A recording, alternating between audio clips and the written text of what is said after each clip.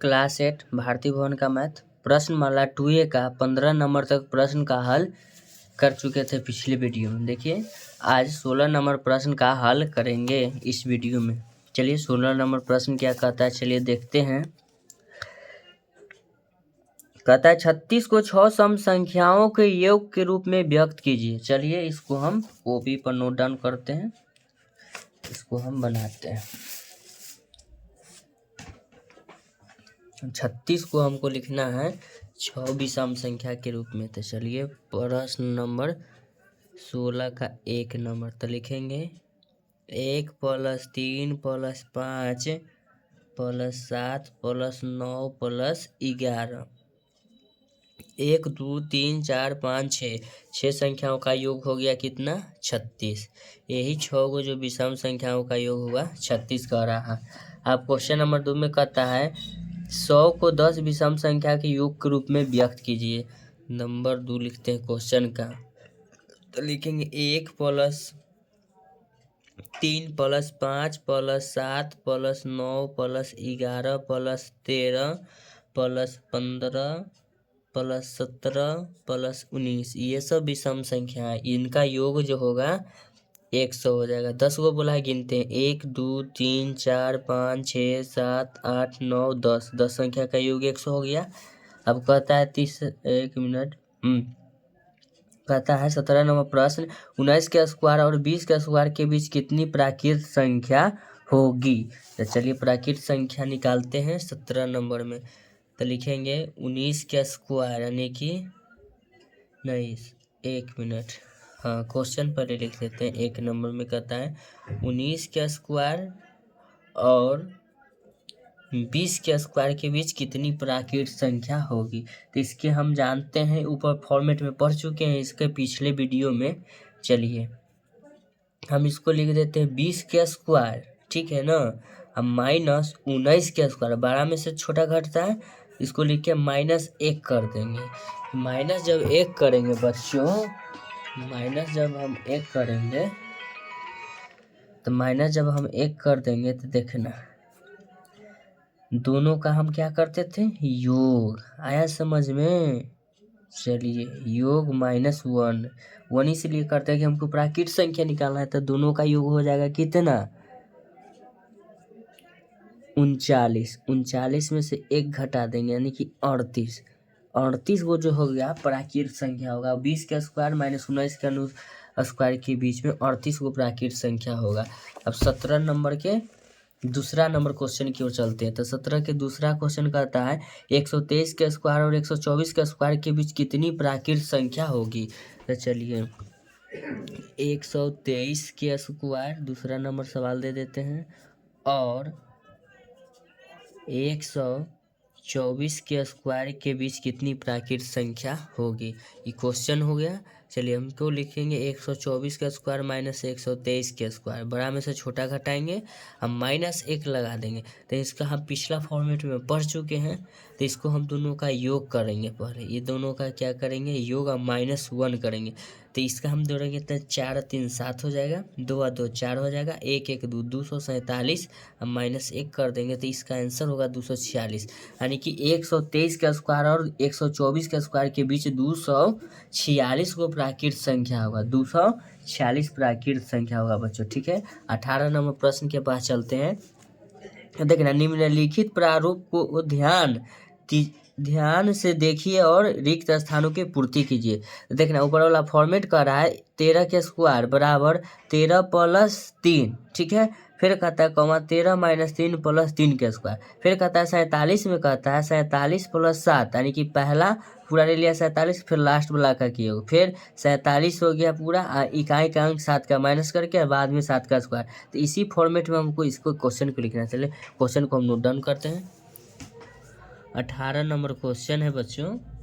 देखना पहले हम ऊपर का फॉर्मेट लिख देते हैं ताकि देखने में समझ आ जाए।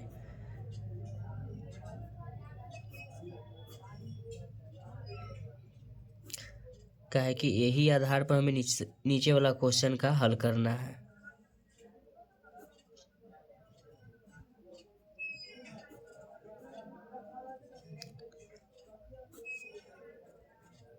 ये हुआ ऊपर का फॉर्मेट, सीरीज दे रखा है, ठीक है ना। यही नियम नीचे वाला में लागू करना है, यही इसका अर्थ हुआ, ठीक है।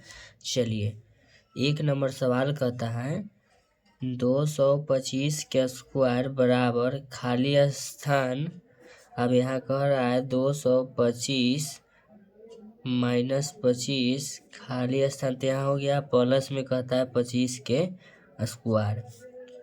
तो देखना इस फॉर्मेट में, यहाँ देखना 13 प्लस क्या किया है 3।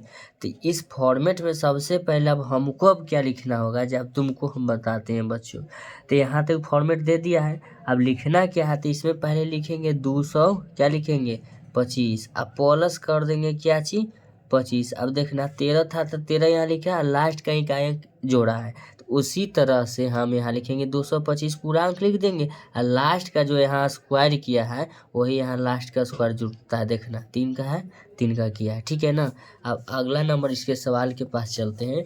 अगला नंबर सवाल इसका क्या कहता है, चलिए देखते हैं।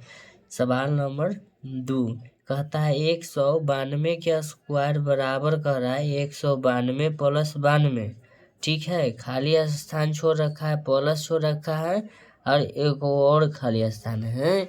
ये क्वेश्चन हुआ 192 का स्क्वायर प्लस 192 प्लस 92, जैसा कि ऊपर वाला फॉर्मूला देख रहे हो बच्चों। 225 का स्क्वायर में लिखा है 225 प्लस क्या लिखा है 25, तो 192 प्लस क्या लिख दिया है 92, ठीक है ना। अब तो इसमें हम लिखेंगे 192 माइनस क्या लिख देंगे 92, अब प्लस में क्या हो जाएगा लास्ट में 92 है ना, तो हम 92 का स्क्वायर कर देंगे। यही तो यहाँ फॉर्मेट दिखाते आ रहा है, यही फॉर्मेट पर हम इसको हल कर दिए। देखना बच्चों 19 नंबर क्वेश्चन कहता है एक पाइथागोरीय त्रिक ज्ञात कीजिए जिसकी संख्या एक संख्या जो है 10 है।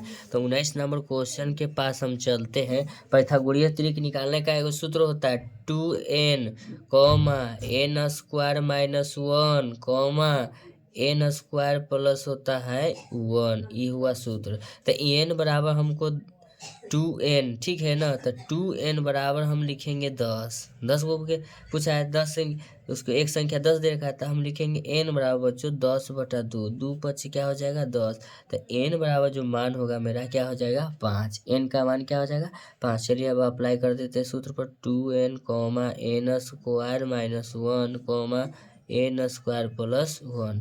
तो 2 गुना n का मान 5 हो जाएगा कॉमा n स्क्वायर यानी कि 5 का स्क्वायर करेंगे -1, फिर कॉमा लगाएंगे 5 का स्क्वायर प्लस 1। तो 5 गुना 10 हो जाएगा कॉमा 25 माइनस 1 हो जाएगा, ब्रैकेट लगा देते हैं, कॉमा 25 प्लस 1 हो जाएगा, तो ये हो जाएगा 10, ये हो जाएगा 24, 25 में से 1 घटेगा 25 1 26। तो यही मेरा पाइथागोरीय त्रिक हुआ 10 24 और 26, ठीक है। अब अगला नंबर क्वेश्चन में चलते हैं। कहता है एक पाइथागोरीय त्रिक ज्ञात कीजिए, ठीक है ना, जिसका एक संख्या क्या है 24।